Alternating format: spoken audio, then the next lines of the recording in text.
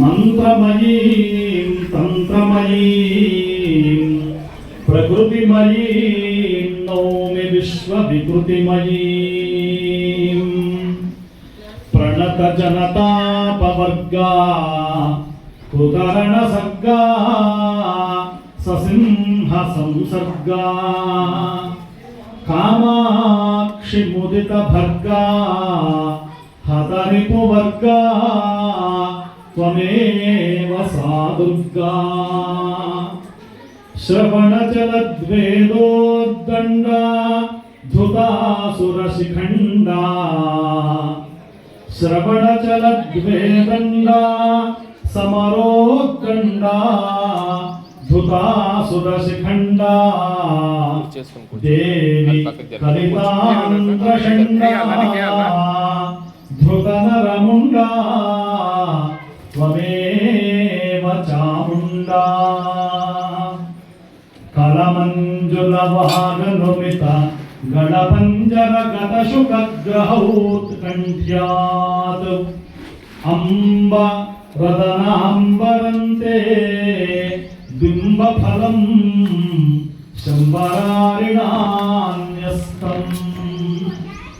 జయ జయ జగదంబ శివే జయ జయ కామాక్షి జయ జయాద్రిసుతే జయ జయ మహేశ దయితే జయ జయ చిద్గగన కౌముదీధారే.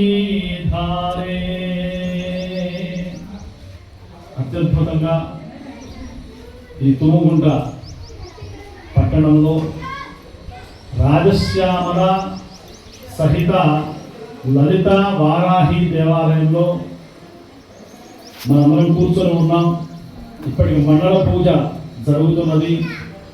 నిజంగా ఇక్కడ ఈ దేవాలయం రావడం, ఈ దేవాలయం ఈ ప్రదేశంలో కట్టడం అనేది అమ్మవారి యొక్క సంకల్పం. మనందరం సంకల్పాలు చేస్తే నెరవేరుతాయో నెరవేరవో మనకు తెలియదు. కానీ భగవతి పరమేశ్వరి అయినటువంటి జగన్మాత ఆమె సంకల్పం చేసింది. ఏమనండి అంటే, భాగ్యనగరానికి ఈ ఉత్తర దిశ అంత కుబేర స్థానం. ఈ కుబేర స్థానంలో ఎవరుండాలండి అంటే, ఒక పక్క రామభద్ర స్వామి ఉన్నాడు, ఒక పక్క లలిత అమ్మవారు ఉంది. ఇట్లా దేవతామయమైనటువంటి భూమిగా ఈ ఉత్తర దిగ్భాగం చాలా గొప్ప కీర్తిని పొందుతున్నది. ఈ ప్రదేశంలో అమ్మవారు రావాలి అని చెప్పి లలిత అమ్మవారితో పాటు రాజశ్యామల అమ్మవారు మనకు ఎక్కడా కనబడదు. చాలా అరుదుగా కనబడేటువంటి మూర్తి రాజశ్యామల అమ్మవారు. అట్లాగే వారాహి అమ్మవారు కూడా చాలా తక్కువగా మనకు దర్శనమిస్తూ ఉంటారు. అటువంటి కాశీలో వారాహి అమ్మవారు ఉన్నారు. ఆ వారాహి అమ్మవారే కాశీ నగరాన్ని మొత్తం కూడా పరిపాలించేటువంటి జనని, కాపాడేటువంటి రక్షించేటువంటి జనని. ఆ వారాహి అమ్మవారు రాత్రి మొత్తం కూడా కాశీనగరంలో సంచరించి తెల్లవారుజామున 5-5:30 ప్రాంతంలో మళ్ళీ వచ్చి ఆ ఆలయంలో కూర్చొని ఉంటుంది. 1 గంట సేపే దర్శనం అమ్మవారికి. ఇంకొక విశేషం ఏమిటంటే, వారాహి అమ్మవారిని అక్కడ డైరెక్ట్గా చూసేటువంటి అవకాశం ఉండదు. కాశీలో మీరు కనుక చూసినట్లయితే విశ్వేశం మాధవం గృంధిం దండపాణించ భైరవం వందే కాశీం గుహాం గంగాం భవానీం మణికర్ణికాం అని చెప్పినట్లు ఆ వారాహి అమ్మవారు 1 గంట దర్శనం ఇస్తుంది. ఆ అమ్మవారిని కూడా ఎవరు కళ్ళల్లో కళ్ళు పెట్టి చూస్తే తట్టుకోలేదు. అంత ఉగ్రస్వరూపిడైనటువంటి అమ్మవారు. ఆ వారాహి అమ్మవారిని ఒక కిటికీలోంచి ఒకసారి, లేదా ఇంకా వేరే ద్వారంలో నుండి ఇంకొకసారి, అట్లా మనం కాశీ మహాక్షేత్రంలో దర్శనం చేసుకుంటూ ఉంటాం. ఆ వారాహి అమ్మవారు ఎంత గొప్పదంటే, భూ సమస్యలు మీకు ఏమున్నా కూడా వారాహి అమ్మవారిని పూజిస్తే ఆ సమస్యలన్నీ కూడా నెరవేరుతాయి, పరిష్కారం అవుతాయి. ఎందుకంటే శంకరాచార్యుల వారు కూడా చెప్పారు, ఆ అమ్మవారు ఎంత గొప్ప శక్తి ఉంటుందండి అంటే ఈ ఉన్నటువంటి దశావతారాలు మనకి ఏదైతే ఉన్నాయో వాటినే దశ మహావిద్యలు అని చెప్పి శ్రీ విద్యా సాంప్రదాయంలో విరాజులు ఉన్నటువంటి విద్యలు మహావిద్యలు 10 విద్యలు. అందులో లలిత, ఈ వారాహి అమ్మవారు, చిన్నమస్త, ఇవన్నీ కూడా అమ్మవారి యొక్క దశ మహావిద్యలు చెప్పారు. అయితే ఈ దశ మహావిద్యలు ఉపాసన చేయాలి అంటే అందరి వల్ల అయ్యేటువంటి పని కాదు.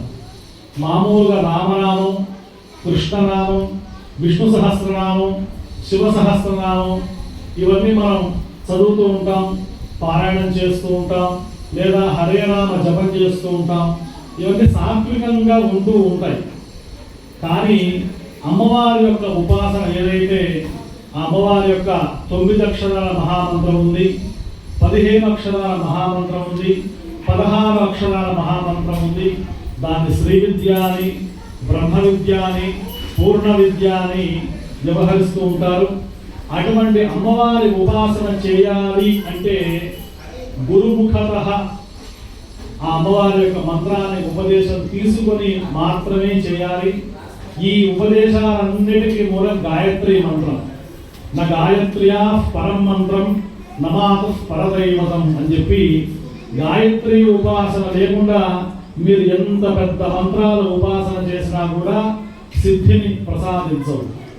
కాబట్టి ఇక్కడ ఈ వారాహి అమ్మవారు కూర్చున్నటువంటి నెరవేరినటువంటి ఈ ప్రదేశం చాలా పవిత్రమైనటువంటి ప్రదేశం. బ్రహ్మశ్రీ కొరడి సుధీర్ శర్మ గారు అటువంటి అమ్మవారి యొక్క దీక్షని సాక్షాత్తుగా కొడకండ్ల సిద్ధాంత గారు బ్రహ్మశ్రీ శ్రీ విద్య పూర్ణ దీక్షాపరులు పరమానంద నాథ నామాంకితులు మా సుధీర్ శర్మ గారు.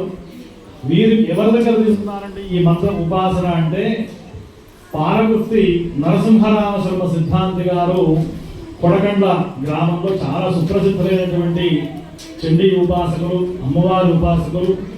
మనకు అందరికీ సులభంగా అర్థమైనట్టు చెప్పాలంటే కేసీఆర్ గారు చండీ యాగాలు చేయడానికి మొట్టమొదటి చండీ యాగం చేయించిన వారు పారగుర్తి నరసింహరామ శర్మ సిద్ధాంతి గారు. వారు చాలా నడిచేటువంటి అమ్మవారికి ప్రసిద్ధి. వారు అనేక మందికి శ్రీ విద్యా ఉపాసనను అనుగ్రహించారు వారి వారి యోగ్యతను బట్టి. అందులో మా బ్రహ్మశ్రీ కొరడే సుధీర్ శర్మ గారు శ్రీ వెంకటేశ్వర వేదాంతవర్ధిని సంస్కృత కళాశాలలో సంస్కృతాధ్యయనం చేయడం, మా అన్నయ్య దగ్గర కొడవడిగంటి శ్రీనాథ్ శర్మ గారి దగ్గర అక్కడ ఎస్విబిఎస్ కాలేజీలో చదువుకోవడం సంస్కృతం. తర్వాత సంగీతంలో కూడా ఈయన చాలా గొప్ప నిష్ణాతులు. సంగీతము సాహిత్యము రెండూ కూడా సరస్వతి అమ్మవారి యొక్క అనుగ్రహం ఉంటే తప్ప లభించేటువంటివి కాదు. ఏకమాపాత మధురం అన్యదాలోచనామృతం అని చెప్పి సంగీతమపి సాహిత్యం సరస్వత్యా స్తనద్వయం ఏకమాపాత మధురం అన్యదాలోచనామృతం అని చెప్పి చెబుతారు పెద్దవాళ్ళు. అటువంటి మా సుధీర్ శర్మ గారు చక్కగా సంగీతంతో పాటు సాహిత్యము, అలాగే బహుముఖ ప్రజ్ఞాశాలి, అనేకమైన భాషలు వచ్చు, అనేకమైనటువంటి సంస్కృతులను అధ్యయనం చేసినటువంటి వాడు. భారతదేశంలో కాకుండా ఖండాంతరాలలో ఆస్ట్రేలియా దేశంలో కూడా అక్కడ గొప్ప సేవ చేస్తూ అక్కడ ఎంతో మంచి పేరు సంపాదించుకొని ఎక్కడికి వెళ్ళినా మనం గొప్ప స్థానానికి వచ్చినప్పుడు ఒక 10 మంది మీరు చాలా గొప్ప స్థాయికి వచ్చారండి అని చెప్పి మనల్ని ప్రశంసించే వాళ్ళు ఉండాలి. అట్లాగే మనం ఎప్పుడైనా జీవితంలో కింద పడితే, ఏదైనా బాధపడితే, అయ్యో మీరు కింద పడ్డారా, మేము అందరం ఉన్నాం మిమ్మల్ని పైకి లేపడానికి అని చెప్పి భుజం పెట్టేవాడు 10 మంది లేకపోతే ఆ జీవనం వ్యర్థం. కాబట్టి మనం ఏ దేశానికి వెళ్ళాము, ఏ ఖండానికి వెళ్ళాము, ఎక్కడికి వెళ్ళామన్నా మన స్వస్థలం, స్వక్షేత్రం ఏదైతే ఉంటుందో అక్కడ మనం ఏదైనా సేవ చేస్తే అది విశేషమైనటువంటి ఫలం. ఎందుకంటే ఆయనేమో ఆస్ట్రేలియాలో ఉంటాడు, నేనేమో అమెరికాలో ఉంటాను. నేను కూడా ఇప్పుడు మా ఊరే వెళుతున్నా. హనుమత్ జయంతి ప్రపంచంలో ఎక్కడున్నా కూడా హనుమత్ జయంతి మా ఊర్లో ఆంజనేయ స్వామికి అభిషేకం చేయాలి అని చెప్పి ఎన్ని పనులున్నా మా అనుకుని వెళ్తాం. ఎందుకు? మా సొంత ఊరు కాబట్టి. అట్లాగే మా సుధీర్ శర్మ కూడా ఎన్ని పనులున్నా ఎందుకు ఈ వారాహి క్షేత్రం ఇక్కడ తూముకుంటలో స్థాపించాడంటే ఇక్కడ మన వాళ్ళందరూ భక్తులు ఆస్తికులు ఎంతమంది అయితే ఉన్నారో వాళ్ళందరికీ రాజశ్యామల అమ్మవారితో పాటు లలిత అమ్మవారితో పాటు వారాహి అమ్మవారు ముగ్గురు అమ్మవారు. ఆమె అమ్మలగన్న అమ్మ అని చెప్పి అంటూ ఉంటారు. మహాకాళి, మహాలక్ష్మి, మహాసరస్వతి స్వరూపిణైనటువంటి జగన్మాత కొలువైనటువంటి ప్రదేశంగా ఈ వారాహి పీఠం, ఈ రాజశ్యామల లలిత వారాహి క్షేత్రం ఇప్పుడు దాదాపు ఒక 100 మంది కూర్చున్నారేమో. కొన్ని వేల మంది భవిష్యత్తులో ఇక్కడ లైన్లో నిలబడి దర్శనం చేసుకునేటువంటి యోగం అనేది ఈ క్షేత్రానికి కొద్ది రోజుల్లోనే పడుతుంది. ఎంతో మంది ఇక్కడికి వస్తారు, ఎంతో మంది ఇక్కడ దర్శనాలు చేసుకుంటారు. ఎన్నో ఇక్కడ అమ్మవారి యొక్క చండీ యజ్ఞాలు, వారాహి యాగాలు జరగాల్సినటువంటి ప్రదేశం. ఈ చుట్టుపక్కల బిల్డింగ్ల వాళ్ళు ఎవరైతే ఉన్నారో వాళ్ళందరూ నిజంగా అదృష్టం ఉంది. ఎందుకంటే మా శశిధర శర్మ గారు గొప్ప వేద పండితులు, వారు చక్కగా ఇప్పుడు అమ్మవారు హోమం చేస్తున్నారు. ఆ హోమ ధూమం అంతా ఈ అపార్ట్మెంట్లో ఉన్నటువంటి మీ అందరి ఇళ్ళకి సోకుతున్నది.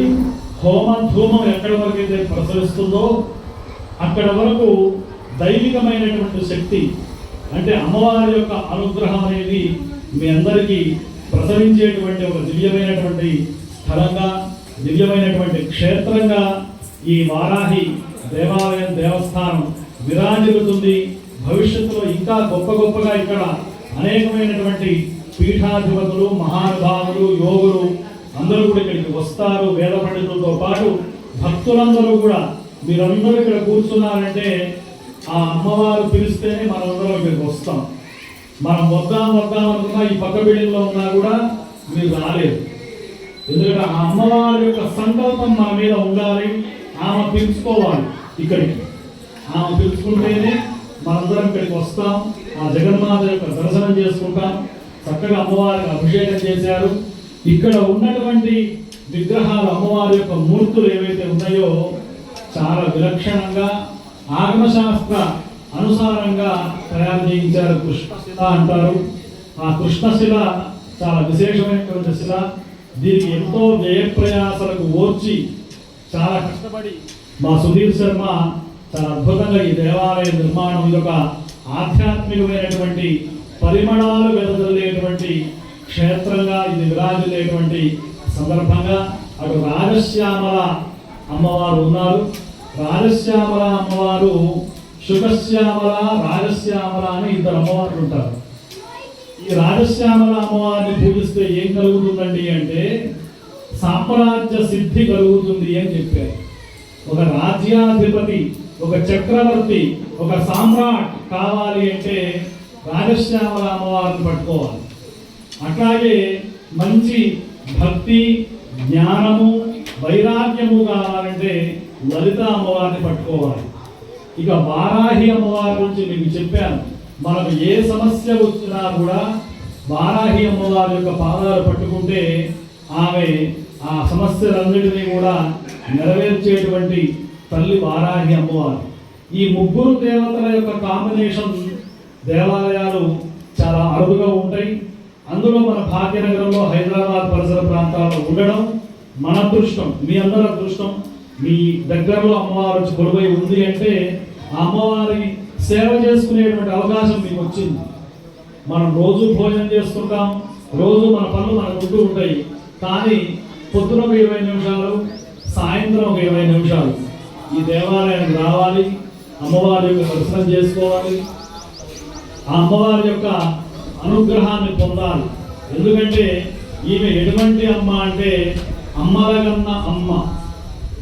మీరు పిల్లలకి ఎవ్వరికి అనారోగ్యం చేసినా, ఏదైనా బాధ కలిగినా తల్లి ఆ పిల్లల్ని ఎంతో సంరక్షణ చేస్తుంది.